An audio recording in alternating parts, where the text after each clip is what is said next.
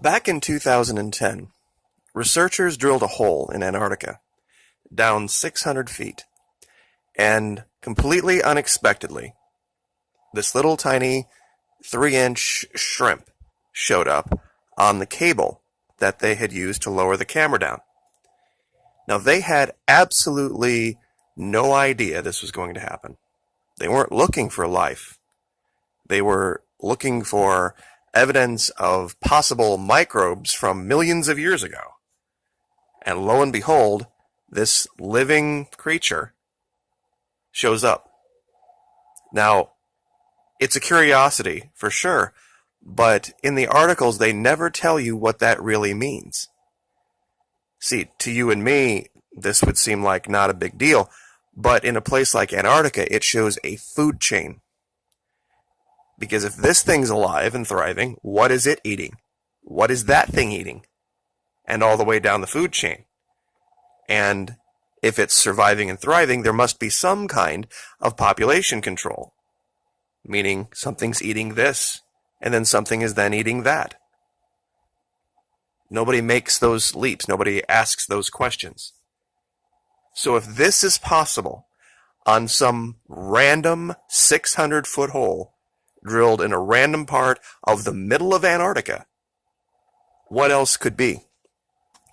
And that's what I'd like to talk about today. What could be? And that food chain. Because that would be then probably the final piece of the evidence.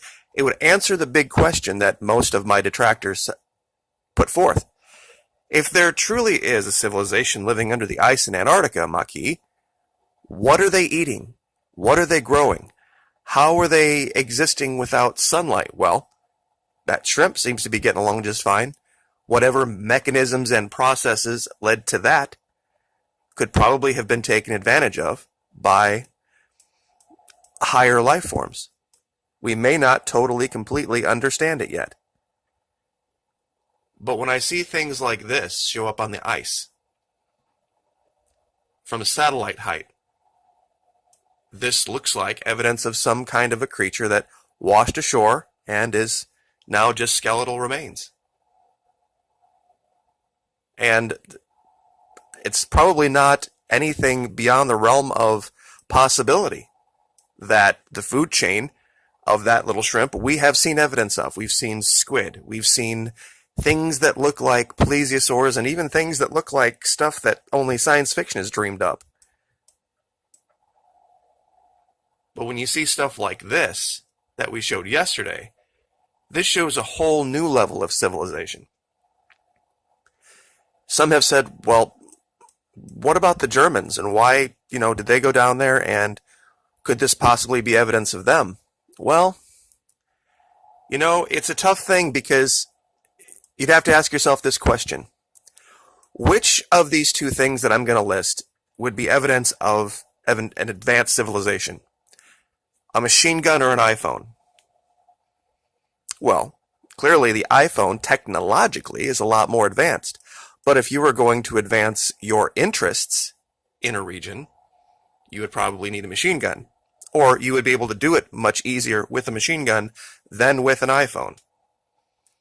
Now, just wanted to show this because it's either a shadow on the ice or it's something walking on the ice that is got 4 legs and a head, and it almost has kind of a weasel-like look to it, to be truthful.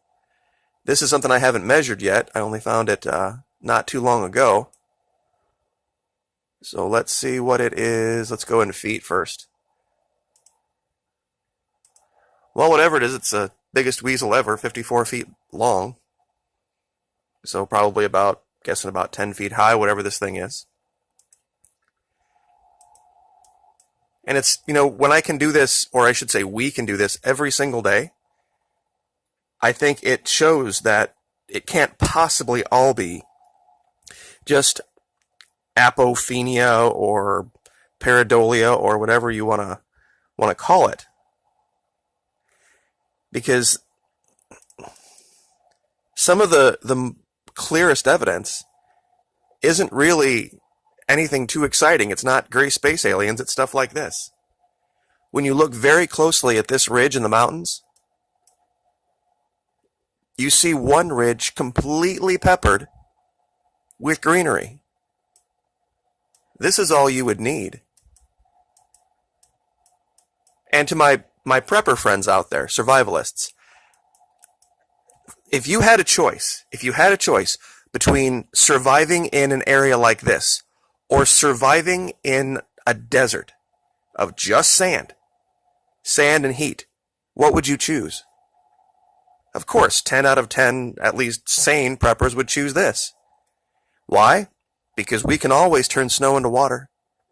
Snow, ice, and cold has never precluded life. Deserts do. Deserts do all the time. And that's easy to prove.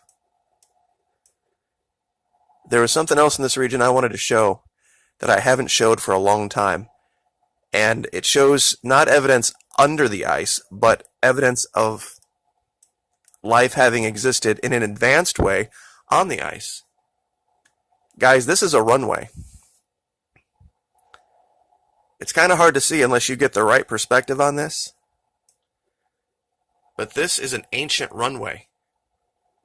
Now the area has been, racked. It's a lot of upheaval. But when you look at the shape of this thing, and I'm not doing it now, but in Google Earth Pro, which I have suggested using, up in the tools section, there's a thing that says Enter Flight Simulator. And I've done this before, and you can fly an F-16 or a little tiny prop jet. And I've actually landed on this runway and taken off before. And it's not just this runway in this region. Let me show you something else. Look over here. Look at this perfect rectangle where, for some reason, the snow doesn't hardly stick. At least like it does around it. It means clearly in this very artificial shape, something was created that's different than everything else around it. And that just to me shows that somebody at some point in time had settled this region. And here's, another random patch of greenery on the surface.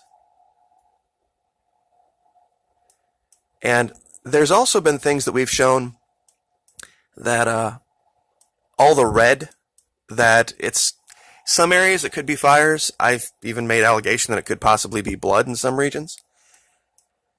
The explanation that comes out of science is this thing called iron oxide. Sorry about that. I was trying to do two things at once. I showed this region a long time ago, and it was one of the first videos I did.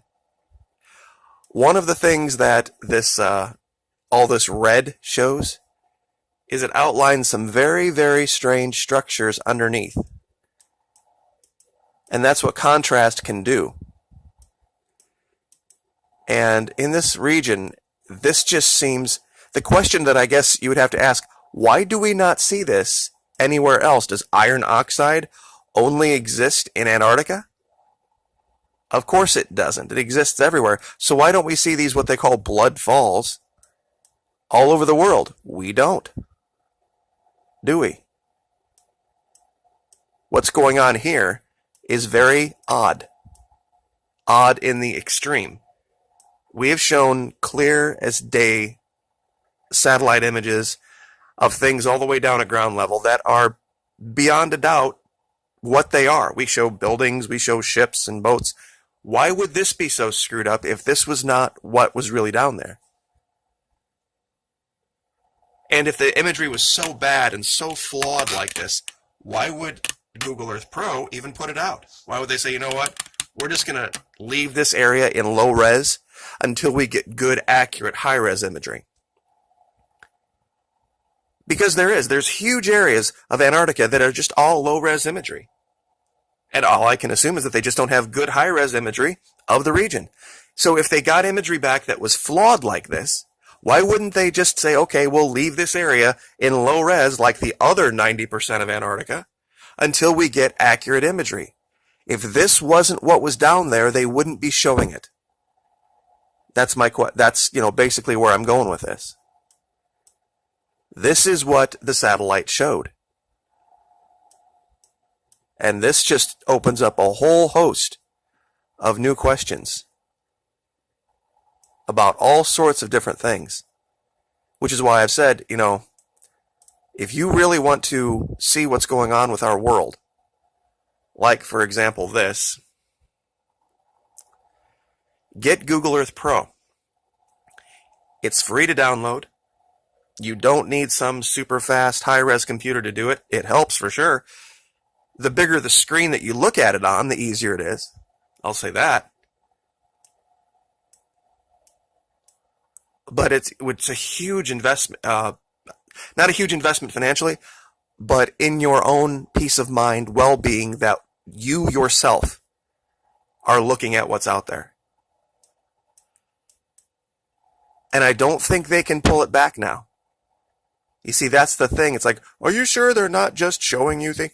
If they were just, you would seriously have to make the allegation that they were just showing me things that aren't there. Because this is the only channel that does it, the only channel of note that does it. And I only started doing it in 2017. Google Earth Pro has been around since 2008, 9, 10? Why has nobody else bothered to do this? Show me one other channel of any kind of size at all that predates mine doing this. Looking at Antarctica and showing all of the images that really honestly weren't that hard to find. I'll be very honest with you. Some of them have taken some time, yes, but others were pretty clear. Especially the Mertz-Ninnis Valley where we found the Stargate. So, anyway, I guess I will just leave it there. And hope you guys have a good week. Like, share, subscribe. We'll see you next time.